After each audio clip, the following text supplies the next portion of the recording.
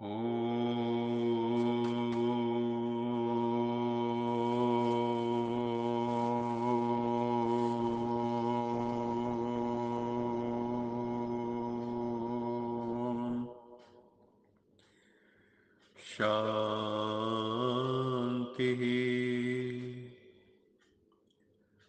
सत्यम शिवम सुंदरम सच्चित आनंद स्वरूप सत श्री अकाल मूर्त परम पिता परमात्मा की परम प्रिय संतान मेरे प्यारे भाइयों तथा बहनों, आज मुरली मंथन प्रस्तुत करने से पूर्व हम यश जी को आग्रह करते हैं कि एक बाबा का दिव्य गीत हम सबके समक्ष रखें।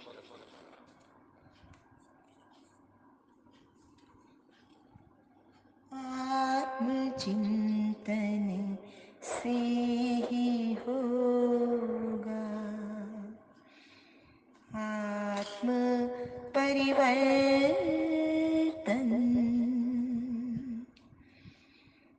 आत्म परिवर्तन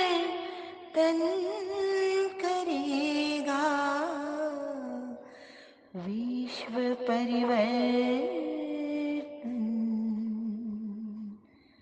आत्मचिंतन से ही होगा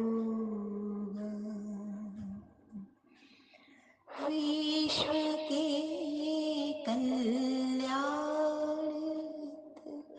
कुछ एक पल तो लीजिए विश्व के कल्याण हित। कुछ एक पल तो दीजिए शांत और एकांत मन में ध्यान इतना कीजिए। हम कौन आए क्यों यहाँ करे आत्म अन्वेषण। आत्मचिंतन से ही होगा आत्म परिवर्तन। आत्म परिवर्तन करेगा विश्व परिवर्तन। आत्म परिवर्तन से होगा।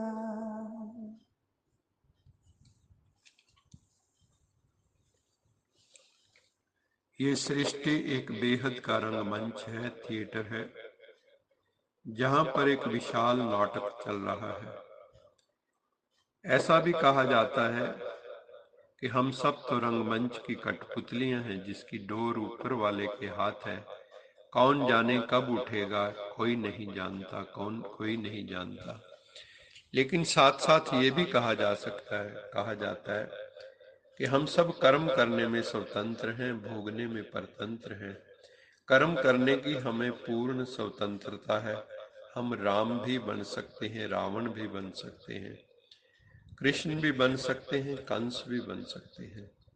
हम सब एक दूसरे के साथ इस संसार में रिश्तों की डोरी में बंधे हैं। ये डोरी कब टूट जाए कुछ पता नहीं चलता। विडंबना ये है कि हम प्रतिदिन देखते हैं कि लाखों लोग काल के गाल में समा रहे हैं, परंतु हमें क्या लगता है कि मैं तो अभी लंबा समय तक जीवित रहूंगा। शायद अनंत जीवन की कामना हमारे भीतर है।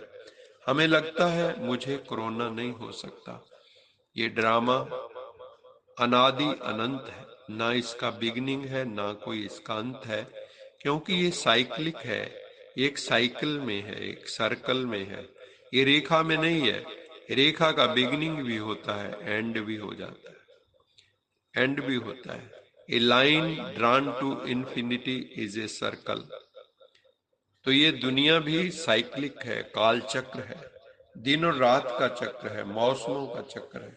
सभी ग्रह उपग्रह अपने अपने ऑर्बिट में अनंत काल से चक्र काट रहे हैं। ये चक्र क्रम होने के कारण ही ये अनादि अविनाशी है। मनुष्य की बुद्धि में सब कुछ समझ नहीं आता, बुद्धि गोल हो जाती है। इस ब्रह्मांड को समझना असंभव सा है।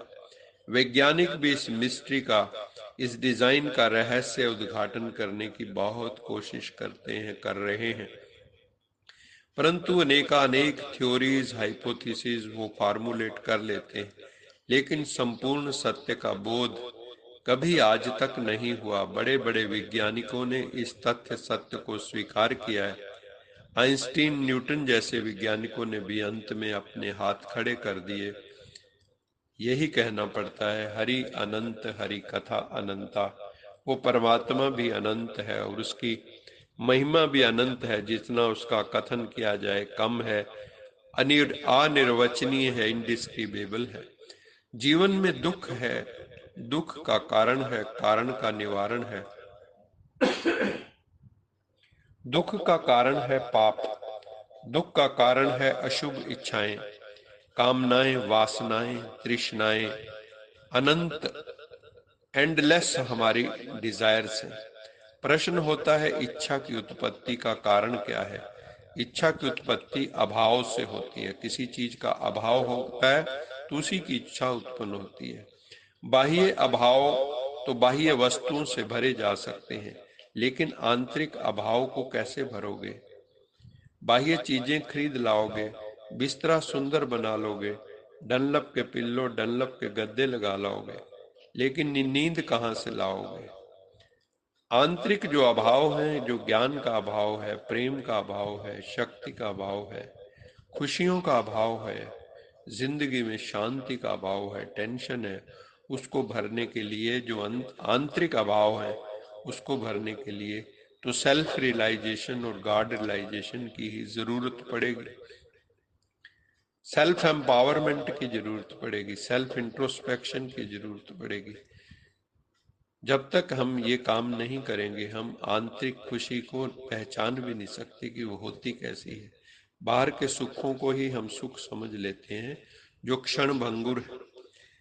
इस बेहद के ड्रामा में आत्मा शरीर रूपी चोला पहनकर, बाबा कहते हैं, बहुरूपी पार्ट बजाती है भिन्न भिन्न जन्मों के अंदर। हम भी पता नहीं कितने जन्म ले चुके हैं पहले, और अभी जो है इस जन्म में, हर जन्म में हमें लगता है कि बस यही हमारा शायद पहला जन्म है। हर जन्म नाम रूप देश काल बदल जाता है,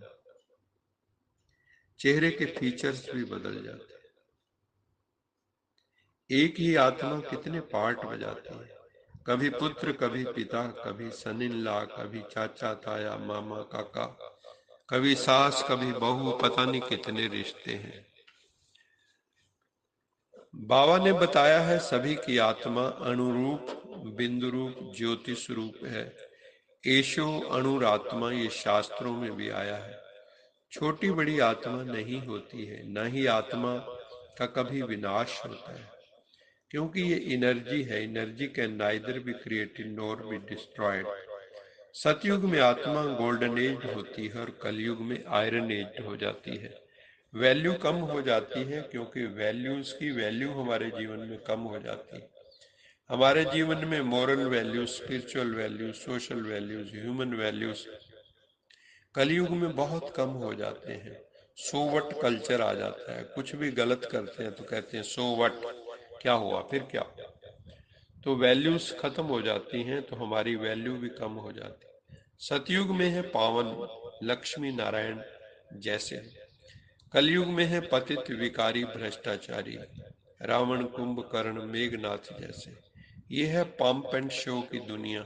वैज्ञानिक खोजों का भी बहुत योगदान है इस दुनिया में। बहुत पॉजिटिव भी है, नेगेटिव भी है। एक तरफ विकास हुआ है तो एक तरफ विनाश के साधन भी बहुत बना लिए हैं। आज हम युद्ध के लिए तैयार हैं। बारूद के ढेर पर ये सृष्टि खड़ी हुई है। आज व्यक्ति व्यक्ति से दूर हो गया है। आंखों में स्नेह का जल सूख गया है। बहुत ही हमारे रिलेशन जो हैं कैसे हो गए हैं, बहुत ही फॉर्मल टाइप के, कैलकुलेटिव टाइप के, बहुत ही सेल्फिश रिलेशंस हो गए। हर रिश्ते की जो गरिमा थी उस पर डेंट पड़ गया है। ये राम की अयोध्या नहीं, राम राज्य नहीं रहा, रावण की लंका जैसी हो गई है। रावण राज्य जैसा धीरे धीरे हो गया है, क्योंकि करप्शन बहुत है। मानसिक करप्शन भी कोई कम नहीं, मेंटल पॉल्यूशन भी कम नहीं है, प्रदूषण भी कम नहीं है। करप्शन और पॉल्यूशन दोनों ही चल रहे हैं। भगवान शिव का प्लान क्या है? इस पतित, पुरानी, तमो प्रधान, कलयुगी दुनिया को पावन, नई, सतो प्रधान, सतयुगी दुनिया बनाना, जहां आपस में दिली प्यार हो, सभी नाते स्वार्थ से ऊपर उठे हो, व्यक्ति की वैल्यू वस्तु से अधिक हो। अभी तो कलयुग में व्यक्ति से वस्तु की वैल्यू अधिक है, इसलिए लोग कोर्ट्स में खड़े हुए हैं। बाप बेटा कोर्ट में खड़ा है, भाई भाई कोर्ट में खड़े हैं, जमीन जायदाद के चक्कर में। सभी आनंद मौज में वहां सतयुग में नृत्य करते हैं, रास करते हैं, गीत गाते हैं, आनंद में नाचते हैं। बहुत सरल लोग हैं, छोटे बच्चे की तरह निर्मल और पवित्र हैं। वहां चतुराई नहीं है, छल कपट नहीं है, और भगवान को छल कपट वाली आत्माएं पसंद भी नहीं। बुद्धि को ज्ञान चिंतन में बिजी रखने की आदत डालनी है। जब भी समय मिले एकांत में जाकर विचार सागर मंथन करना है, रूमिनेट करना है, चर्निंग करनी है। इधर उधर की बातों की चर्निंग नहीं करनी है कि पड़ोसी क्या कर रहा है, पड़ोस में हमारे क्या हो रहा है, किसी व्यक्ति दूसरे की हम चिंतन कर, पर चिंतन क्यों करें? स्वचिंतन करें, आत्म चिंतन करें, परमात्म चिंतन करें। तो बाबा कहते हैं सभी जो पार्टधारी हैं संसार में, उनके पार्ट को साक्षी होकर देखो। किसी में भी फंसो मत, किसी के भी जज नहीं बनो, खुद के जज बनो।